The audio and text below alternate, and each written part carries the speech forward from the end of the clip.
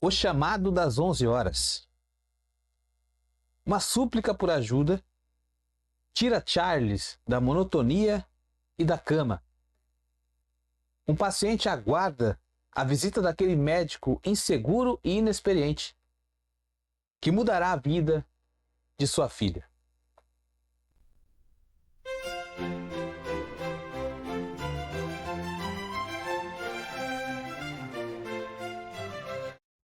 Muito bem, meus caros, sejam bem-vindos a mais um Além da Leitura. E agora sim, capítulo 2 do livro Madame Bovary, de Gustave Flaubert.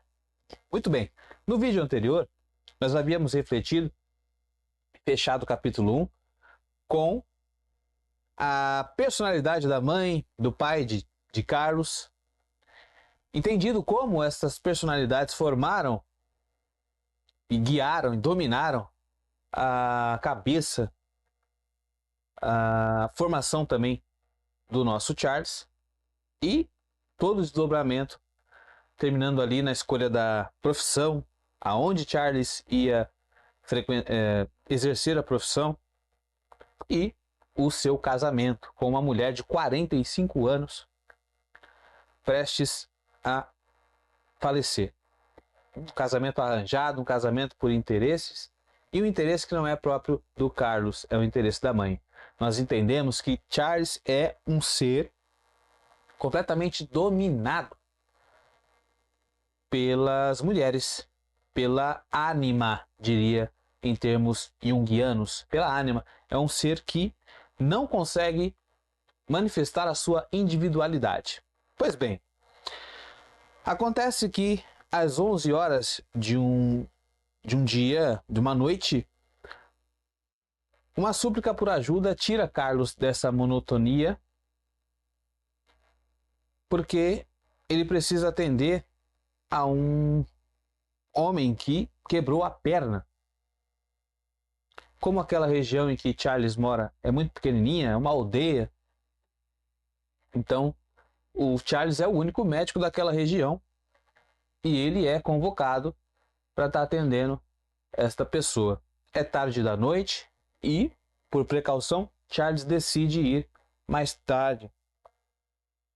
Sai de casa então às 4 da manhã e parte em direção àquela chácara que não era tão longe, coisa de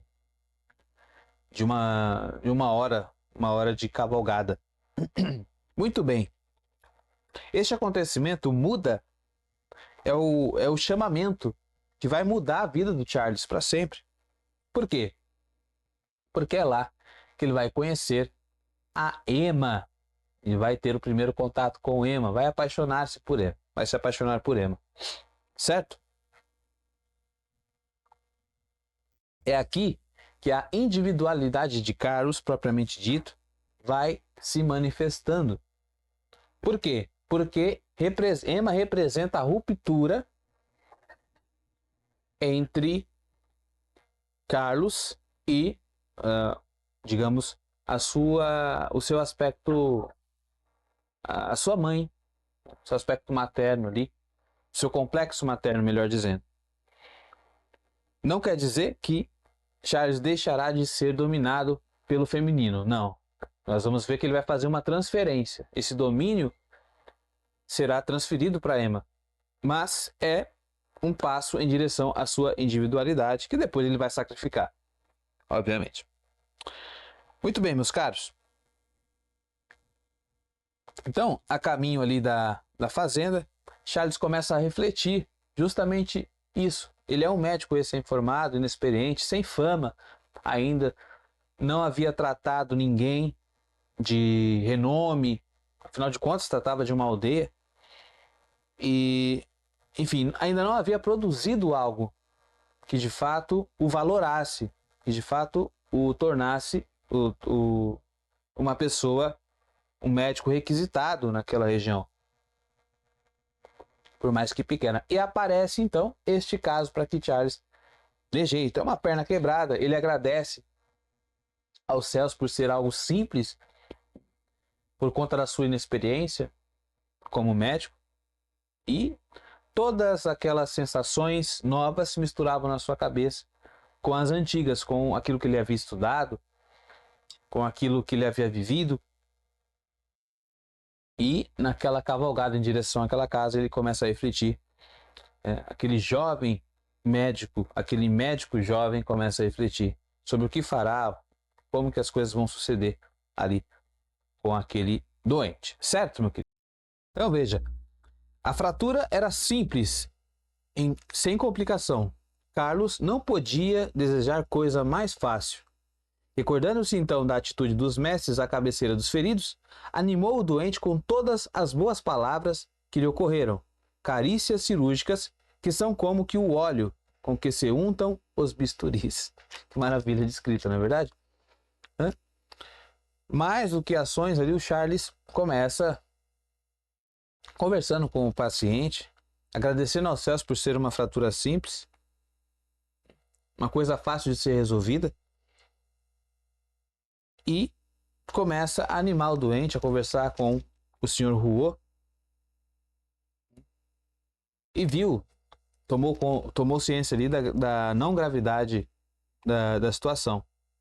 Pois bem, e aí quem aparece, meu querido amigo? Aparece Emma Bovary, a filha do Sr. Rouault, que está ali tentando também ajudar o médico na precariedade ali, e está costurando uma espécie de atadura e começa a machucar os dedos na agulha. Uma atitude bem rudimentar, bem simples.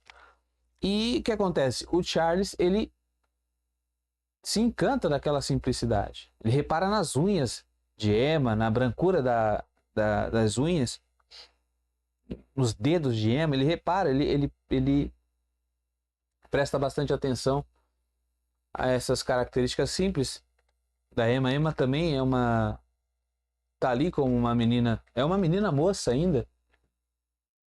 Então representa a ele aquela jovialidade, aquele contraste com o seu primeiro casamento, com certeza. Emma tem a jovialidade, tem o frescor que ele não encontrou no seu casamento. E, ademais, o Carlos ainda não teve contato com isso. É uma novidade para Carlos. Tudo novo para ele. Esse apaixonar-se, esse deslumbramento com a pessoa que não foi arranjada, que não foi arquitetada. Então, isso é muito novo. E isso o deslumbra, isso o encanta. Tá? Muito bem. E como é que era a Emma? Bom, Emma, ela é a serva do pai. Sim, Emma está tomando conta da casa. O Flaubert diz que ela governa junto com o pai a casa. Ela é uma espécie de governanta mirim. Então está sobre o peso da responsabilidade da casa, dos afazeres domésticos. Ela convive ali com os animais. Pensemos, ela ordenha, toma conta de galinheiro, de patos, enfim. Está rodeada de uma vida bem campestre. Né? Só que a nossa querida Emma, ela foi educada. E isso é justamente um dos motivos de ciúme da mulher do Carlos. Tá? Ela fica enciumada porque o Carlos começa, uma vez que está ali deslumbrado com Emma, a frequentar a casa dos Rouault com frequência.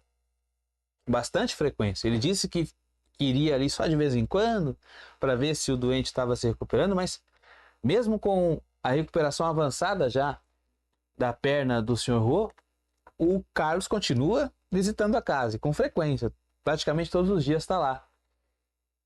Até mesmo sem avisar ele aparece. Por quê? Porque ele está encantado com Emma, obviamente. É uma desculpa que ele tem para contemplá-la, para vê-la. Enfim. Então ele observa e a mulher de Carlos tem esse ciúme porque sabe que Emma é uma pessoa que sabe conversar. Olha só o que o Flaubert nos diz. Ele diz que a razão do ciúme era que a senhorita Rouault, Emma, educada no convento das Ursulinas, recebera, como se costuma dizer, uma educação esmerada. e que, em consequência, sabia dança, geografia, desenho, bordados e piano. Danou-se. Sabia que estava com os dias contados, que Carlos não resistiria a esta moça que se apresenta de modo encantador, na verdade, educada, prendada, capaz de conduzir uma boa conversa. Mais à frente, Flaubert nos diz que a mulher de Carlos o faz jurar que nunca mais irá ali, até aquela casa. Mas ele, a força do desejo, ele obedeceu, mas a violência do seu desejo protestou contra o servilismo da sua conduta. E por uma espécie de hipocrisia ingênua, entendeu que aquela proibição de vê-la era para ele como que um direito de amá-la. Então, percebe que a parte Emma é o ponto de inflexão da vida de Charles. É onde ele começa a tomar uma atitude através da força do desejo, da força da paixão, da impetuosidade masculina frente ao feminino, e começa a produzir um processo de individuação na vida do Carlos. Ele começa a tomar uma decisão, uma atitude, ainda que seja atabalhoado ali, às pressas, mas ele começa a ter uma atitude de quem quer buscar o seu desejo, de quem quer conquistar aquilo que deseja, pelo menos uma vez na vida, tá? Ele obedeceu, mas a violência do seu desejo protestou contra o servilismo. Aquele servilismo, aquela conduta do cavalo de Nora que nós falamos no vídeo passado, daquele que simplesmente é movido sem saber o motivo, que faz ali um serviço praticamente desorientado. E agora não. Agora ele canaliza a sua energia para ver a Emma. Muito bem. Nesse período aparece novamente a figura da mãe. A mãe de Carlos ia visitá-los de tempos em tempos. Mas ao cabo de poucos dias parecia que a Nora excitava a sua vontade. Meio que se alinharam as duas, a esposa de Carlos e a sua mãe. Para quê? Para podá-lo. Elas agiam como duas facas, uma de um lado e outra do outro, cortando, tentando fazê-lo ter atitudes, dizer o que elas queriam, enfim, moldar a personalidade de Carlos. Como duas facas, não tratavam senão de o aborrecer com reflexões e observações. Diziam que ele fazia mal em comer, muito, para que havia de sempre oferecer de beber ao primeiro que aparecia, enfim, tentavam controlar a vida do Charles.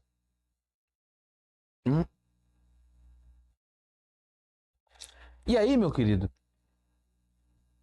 o capítulo 2 termina com a morte da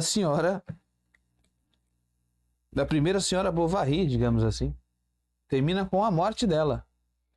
Após ela descobrirem que o golpe do baú fracassara, ela não era tão rica assim,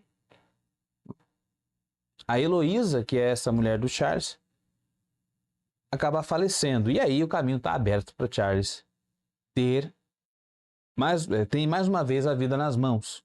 Mais uma vez não, né? Tem pela primeira vez a vida nas mãos, porque está separado agora desta mulher, apesar de ter ainda a mãe no cangote, não é verdade? Pois muito bem. Ela acaba falecendo e nós vemos agora um Charles que está livre na pista, livre aí para consumar a sua paixão com Emma. No próximo capítulo, nós vamos ver essa aproximação, esse entrelaçamento que vai acontecer entre os dois. Muito bem, meus caros, se você está se preparando aí para a Olimpíada de Literatura, continue acompanhando esta saga. O Além da Leitura é um projeto que visa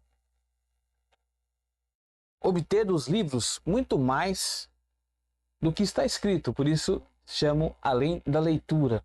É nós captarmos aqui os pormenores, fazemos uma interpretação que nos ajude a compreender melhor a nossa própria vida.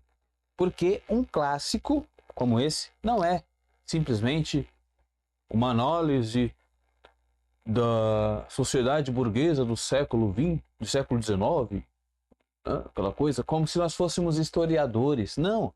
Um clássico fala conosco porque ele fala a nossa alma. Hoje, ele fala conosco. Ele atravessou os séculos porque ele tem a dizer. Costumo dizer que um clássico, ele ainda está falando. Ele ainda conversa com a alma humana, ele não foi encerrado. Então, o Além da Leitura tem por objetivo fazer esse tipo de apreciação das obras, tá bom? Se você está estudando para a Olimpíada de Literatura, você achou o canal certo. Tá certo, meu consagrado? Bons estudos!